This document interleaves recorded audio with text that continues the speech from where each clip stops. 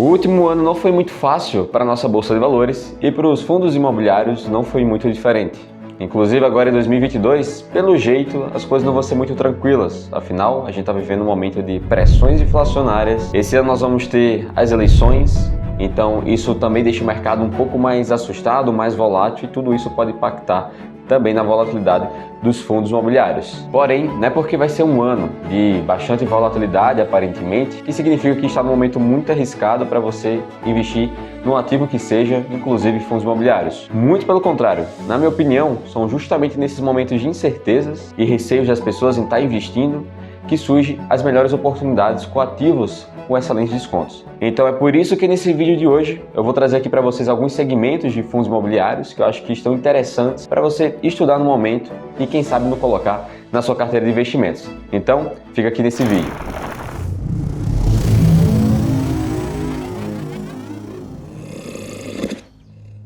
Olá, sejam todos muito bem-vindos a mais um vídeo aqui do canal, onde a gente fala sobre investimentos e educação financeira de forma descomplicada.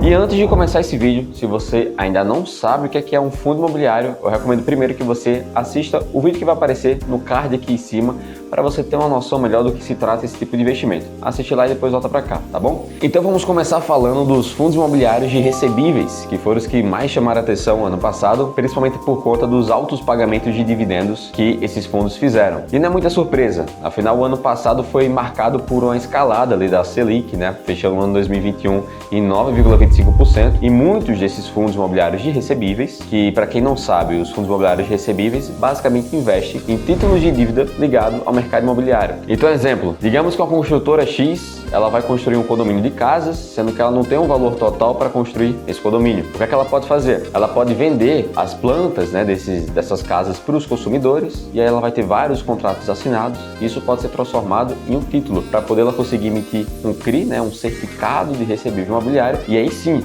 ela vai conseguir o capital ali necessário para construir todas essas casas. E por que isso é vantajoso para quem está emprestando? É porque no caso ele vai oferecer o dinheiro, mas vai ter ali um certo desconto. Digamos que todos os contratos valem, só para ficar aqui mais fácil, 1 milhão, e na verdade a construtora vai receber ali 800 mil, né? Então para quem está emprestando vai estar ganhando aí nesse spread, nessa diferença. E aí o risco de crédito está ali por conta da pessoa que está emprestando dinheiro, porque pode ser que essas pessoas que fecharam o contrato da planta acabem tendo uma certa inadimplência. Então esse é o risco maior dos fundos de investimento que investem em título de dívida imobiliária, o risco de crédito, tá bom? Então voltando, diferente do que acontece nos fundos de tijolos, os fundos de recebível imobiliário conseguem repassar com mais facilidade, com mais velocidade, o custo que está entrando agora da alta da Selic. Muitos contratos são atrelados ao CDI, né, que ele sofre influência direta da Selic, e os reajustes são mais imediatos. Então os dividendos de cotistas desse fundo aumentam também de maneira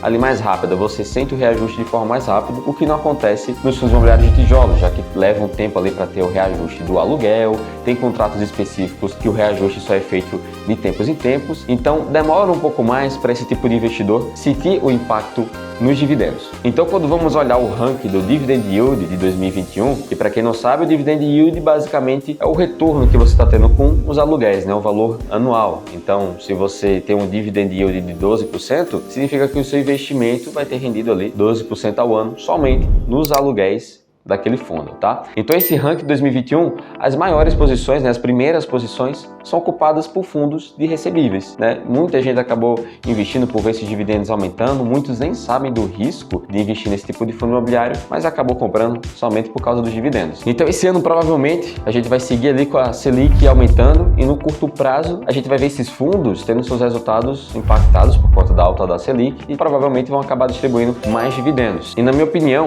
os fundos imobiliários de recebíveis que mais chamam minha atenção nesse momento são os fundos que a gente costuma chamar de high grade. O que é que significa isso? Títulos de alta qualidade. Significa que foi feita uma avaliação daquele crédito, né, do risco dele, e ele recebeu uma nota alta. Significa que tem baixo risco de você acabar recebendo um calote, por exemplo, investindo nesse tipo de dívida. E aí por que os high grades estão chamando muita atenção? Justamente porque a gente está numa relação de risco-retorno na carteira desses fundos muito interessante. Você tem a oportunidade de investir em títulos de baixo nível de risco e que estão pagando altos dividendos por conta dos juros altos. Então essa relação é totalmente vantajosa para o investidor. Então temos fundos de baixo nível de risco que estão pagando ali na casa dos 9, 10% ao ano mais ou menos de dividend yield, que seria aí em tempos normais, digamos assim, dividendos que seriam pagos por fundos mais arriscados, tá? Então ele com menos risco consegue entregar mais retorno, e alguns exemplos de fundos que possuem essas características high grade que eu estou falando é o MSCI 11, a gente tem o MXRF 11 também, que em número de cotistas acredito que seja o maior da nossa bolsa, e também a gente tem o RBRR 11, tá bem? Então fica aí essas sugestões para quem quiser estudar e quem sabe colocar aí na sua carteira. Então agora vamos falar dos FIIs de tijolos, que embora os FIIs de papéis estejam pagando uma bolada de dividendos, o que realmente me chama mais atenção nesse momento são esses FIIs de tijolos. E por que isso? Porque a gente consegue encontrar hoje diversos FIIs desse segmento que estão super descontados em relação ao seu valor patrimonial, que possui bons ativos, uma boa qualidade de gestão, e estão com esses preços baixos, né? E por que isso acontece? Foi justamente os fundos imobiliários que mais foram impactados durante a pandemia, que sofreram mais valorizações, que eu considero até de certa forma exagerada, né? Os shoppings, por exemplo, embora tenham tido um grande impacto no resultado deles, teve que fornecer descontos para os seus inquilinos, para alguns até isenção de aluguel, mas a vacância ficou muito controlada. Quando fala vacância, é justamente a quantidade de ocupação naquele imóvel, né? Então não teve muita saída de inquilino. Eles conseguiram controlar isso e é uma questão de tempo até essa atividade ela voltar mais ao normal e esses fundos voltarem a entregar mais resultados. Então eu já comecei aqui dando spoiler de quais são os segmentos que eu estou mais olhando quando se trata de tijolos, que é o segmento justamente de shoppings, tá? E alguns exemplos que eu considero interessantes para vocês darem uma olhada é o XPML11, o MOL11 e também o VISC11. Na minha opinião são excelentes fundos aí para você estudar. E outra coisa, né? Eu comentei que eu estou olhando muito mais para os FIIs de tijolos do que papéis por um outro motivo também. Eu não gosto de deixar a carteira totalmente ali concentrada em ativos de risco de crédito, né? Apenas investir em dívida. Quando você investe em um fundo imobiliário de tijolo, você está investindo em ativos reais. Todos eles são lastreados em imóveis, né? Em ativos reais. E isso traz mais segurança para você, diferente de um FII de papel que nem todos possuem lastro de garantia, né, que a gente chama garantias reais. Então, na minha opinião, isso traz mais segurança para ter concentrado na minha carteira. Sem contar, é claro, com os preços que agora estão super interessantes. E o segundo segmento que eu acho que está muito bacana, e confesso que tem sido o meu segmento preferido desde 2019, quando eu comecei a comprar mais fundos imobiliários, que é o segmento logístico. Esse é o segmento que cresceu muito nesses anos, e 2021 cresceu bastante, e 2022 eu acredito que vai crescer mais ainda. E o que aconteceu, né? Desde 2018, posso dizer, mais ali em 2019, começou um boom muito forte do e-commerce e na pandemia deu uma acelerada mais forte ainda.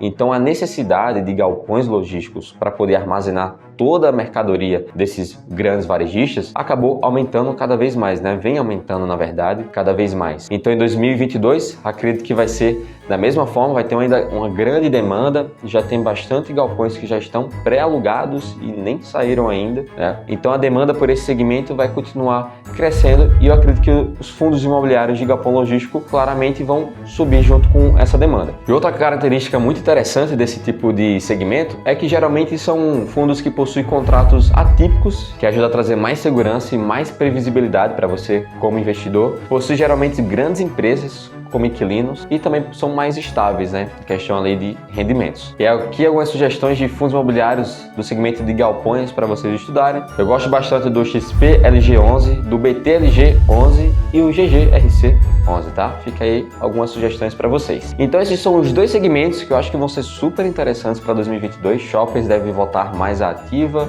Vai ter agora os reajustes também, a gente vai sentir mais os reajustes da inflação nesses dois segmentos. E em relação aos FIIs de papéis, como comentei, os high grades são os que eu acho mais interessantes no momento para quem está buscando ali ter um aumento dos seus dividendos agora no curto prazo. Mas no geral, eu gosto sempre de reforçar aqui com vocês, a minha estratégia ela é muito focada no longo prazo. Então quando eu compro um shopping, eu compro um galpão logístico, embora não estejam pagando altos dividendos no momento, eu penso muito no preço a qual estou adquirindo agora, que ele está descontado descontado, e isso vai me trazer bons retornos no longo prazo, daqui a 5, 10 anos, que é o meu foco. Eu acredito que a gente tem que se concentrar em analisar bons ativos que podem trazer bons retornos no futuro, de acordo com a sua gestão, com o trabalho que vem sendo feito. E não necessariamente ficar o tempo todo se preocupando ali com macroeconomia. Pô, será que os fundos de tijolos esse ano vai continuar caindo porque a curva de juros futura está subindo? Porque se isso acontecer, os FIIs de tijolos esse ano estejam preparados que ainda vai sofrer mais uma desvalorização. Agora, se a Selic começar a diminuir essas altas, ou até mesmo a Selic continuar subindo,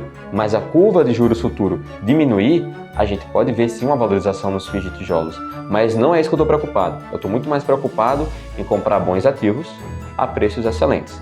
Tá bem? Então espero que vocês tenham gostado desse vídeo, que tenham ajudado a vocês a decidir de alguma forma quais FIIs vocês vão se direcionar esse ano. E eu espero vocês na próxima. Qualquer dúvida, deixa aqui embaixo nos comentários. E se você é novo aqui no canal, não se esquece de se inscrever e curtir para esse vídeo chegar a mais pessoas. Até a próxima!